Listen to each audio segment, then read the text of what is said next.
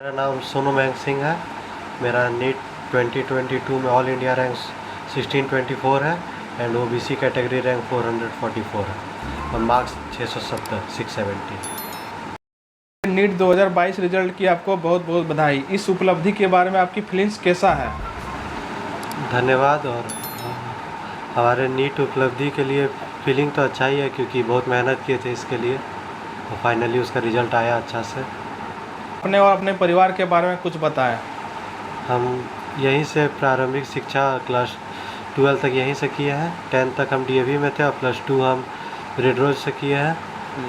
हम बचपन से देवघर में ही रहे हैं जी। और मेरे भाई पापा, मेरी मम्मी यहीं हाउसवाइफ है, पापा का यहाँ दुकान है जी। और अंकल टीचर है। जी जी। आपको करियर को रूप में मेडिसिन चुनने के लिए किस चीज़ ने प्रेरित किया? हम 9th-10th में थे तो हमको बायो बहुत पसंद लगता था पढ़ने में क्योंकि जी। अच्छा से याद भी हो जाता था सब कुछ। जी। तो हम वही चूज़ करके आगे हम 11th-12th के लिए बायो लिए। जी। उसी में फिर हमको आगे पता चला कि हमको आगे उसमें कुछ फील्ड में करना है तो नीट का एग्ज़ाम देना ज़रूरी है। जी। तब फिर हम आगे नीट का एग्ज़ाम दिए और अच्छा से क्वालिफाई किया। आपका यार नीट में कितना प्रयास था? ये मेरा नीट में तीसरा प्रयास था। 2019 में हम 12th करने के बाद गोल में गए थे, वहीं पे नीट का प्रयास शुरू किया अपना। अच्छा, मैंने 2019 में आपने 12th दिए, उसके बाद से नीट का प्रयास। उसके बाद आपने तैयारी शुरू कर दी नीट की। अच्छा, आपने सेल्फ स्टडी के लिए कितना समय दिया? हमें सेल्फ स्टडी के लिए 10 घंटा हम लोग रेगुलर पढ़ते थे, पर हम लोग का इंस्टीट्यूट ऐसा इन्वायरमेंट देता था कि वहाँ पढ़ाई लिखाई के अलावा जितना समय, मतलब खाने पीने के अलावा जितना समय था वो सब पढ़ाई लिखाई में ही जाता था। जी। तो कोई गिन के हम लोग कभी नहीं पढ़ते थे कि इतना घंटा पढ़ना है। जितना समय बचता था हम लोग पढ़ाई के लिए ही देते थे। बेहतर क्या है, सेल्फ स्टडी या कोचिंग? दोनों में बैलेंस होना बहुत ज़रूरी है क्योंकि कोचिंग भी बहुत ज़रूरी है। वो आपको ट्रिक्स देगा कि कैसे नहीं बड़े एग्ज़ाम को क्वालिफाई करना होता है। और सेल्फ स्टडी इसीलिए ज़रूरी है कि आपको सेल्फ कॉन्फिडेंस आएगा किसी कि नहीं हम कर सकते हैं। जी। तो आपने किस इंस्टीट्यूट से तैयारी की है? गोल इंस्टीट्यूट पटना। पटना। आपका कौन सा विषय कमज़ोर है और कौन सा मजबूत है? तीनों विषय बहुत ज़रूरी है नीट के लिए क्योंकि एक विषय मजबूत कमज़ोर से आप इतना अच्छा मार्क्स नहीं ला सकते हैं। जी। अब अगर आप एक विषय कमज़ोर रखिए तो कहीं ना कहीं पीछे छूट जाएगा इतना कंपटीशन में। पर हम मोस्टली बायो फिजिक्स बहुत पसंद रखता था पढ़ने में क्योंकि बायो शुरू से पसंद था, इसीलिए हम नीट लिए। मजबूत आपका बायोलॉजी है। हाँ।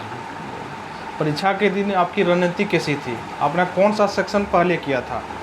परीक्षा के दिन हम लोग बस जो टेस्ट हम लोग को लिया जाता था इंस्टीट्यूट में उसको एग्जीक्यूट कर दिए थे जाके। जी। कि हम लोग टेस्ट बहुत लिया जाता था तो हम लोग रोज़ वही पैटर्न अपनाते थे कि पहले सेक्शन ए करना है, बायो बनाना है, फिर केमिस्ट्री बनाना है, फिर फिजिक्स बनाना है। जी। तो फिर लास्ट में व्यवहार भरना है। तो वही चीज़ हम लोग जाके एग्ज़ाम में एग्जीक्यूट कर दिया और सब अच्छा से रह गया। मेडिसिन की पढ़ाई के लिए कौन सा ड्रीम कॉलेज कौन सा आपका? ड्रीम कॉलेज तो BHU है क्योंकि वहाँ सीनियर भी है और इंटरनल PG भी है वहाँ पे।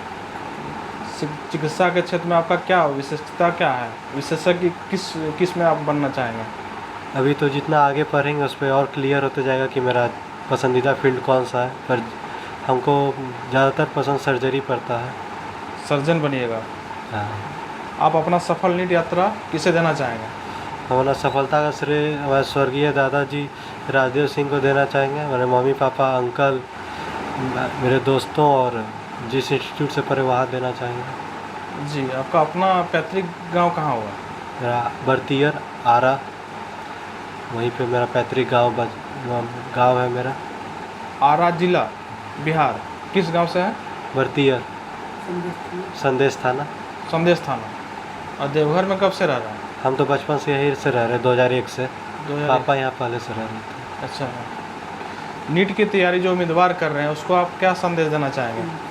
उनको यही संदेश देंगे कि NCERT पढ़ना बहुत ज़रूरी है। जी। और सेल्फ स्टडी करना भी बहुत ज़रूरी है। उसके साथ साथ मॉक टेस्ट देना ज़रूरी है क्योंकि आपको पता चलेगा कि आप कहाँ लाइक करते इस कंपटीशन का एरिया में। जी। आप खुद पढ़ते रहेगा तो आपको नहीं पता चलेगा कि हम कहाँ पे हैं। जी। पर आप जैसे एग्ज़ाम दिएगा तो पता चलेगा नहीं मेरा रैंक कितना पीछे, आराम से आगे कितना लोग हैं। जी। इसलिए मॉक टेस्ट देना बहुत ज़रूरी है। जी। धन्यवाद। लड़का नीट में सफल हुए हैं, देवघर टॉपर है, तो आपको कैसा लग रहा है? एक पेरेंट्स के लिए जब उसका बच्चा सफल हो जाता है और बच्चे के नाम से लोग पेरेंट्स को जानने लगते हैं जी। तो उस पेरेंट्स का ज़िंदगी सार्थक हो जाता है। जी अब वही समय मेरे साथ बेटा के नीट कंप्लीट होने के रिजल्ट आने के बाद हुआ है। जी आज बेटे के नाम से मेरे पास लोग आ रहे हैं, जी तो ये मेरे ज़िंदगी का सबसे महत्वपूर्ण क्षण है जी जिसने मेरे बेटा ने नाम रोशन किया है। जी। आप ज़्यादा महासभा के अध्यक्ष भी हैं।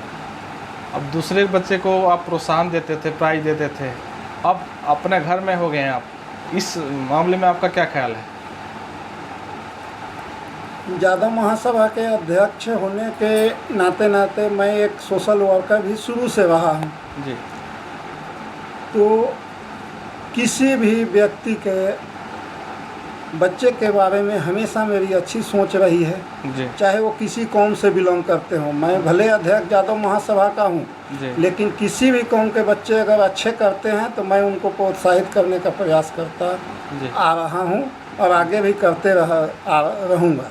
जी और उसी का परिणाम है जी कि सबकी दुआ आशीर्वाद से आज मेरा बेटा सफल हुआ जी। और आगे भी आप लोगों की दुआ सबकी बनी रहे, जिसमें हमारा बेटा और अच्छा करे, यही सबकी कृपा की ज़रूरत है। आपका बेटा मेडिकल में नीट में सफल हुए हैं, सक्सेस हो गया है, तो आपको कैसा लग रहा है माँ के तौर पर? आप बहुत ही प्राउड फील हो रहा है। जी। बचपन से जो इसका सपना था वो सपना मतलब साकार हो गया। जी और इसका बचपन से ही चॉइस था कि हमको डॉक्टर ही बनना है। मतलब जी। 9th-10th में जब भी था तभी सोच रहा, कितना भी हम बोलते तुम मैथ ले लो, नहीं हमको बायो ही लेना है बस। जी। इसको मतलब सपना था और दूसरे फील्ड में किसी भी चीज़ को सोचा ही नहीं कि वो दूसरे फील्ड में जाना था। इसका एकदम ध्यान एकाग्रता था कि हमको डॉक्टर ही बनना, कितना भी हम बोलते थे पर नहीं, बस डॉक्टर ही बनना है तो डॉक्टर बनना है।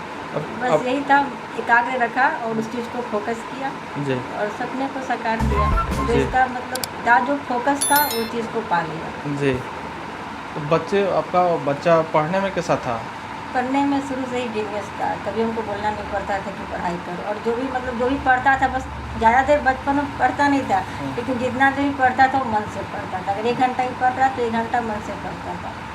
शुरू से ही मतलब पढ़ाई में ठीक था और इसका 9-10 में ही बस मन में ये रख लिया था कि हमको कुछ करना है। जी।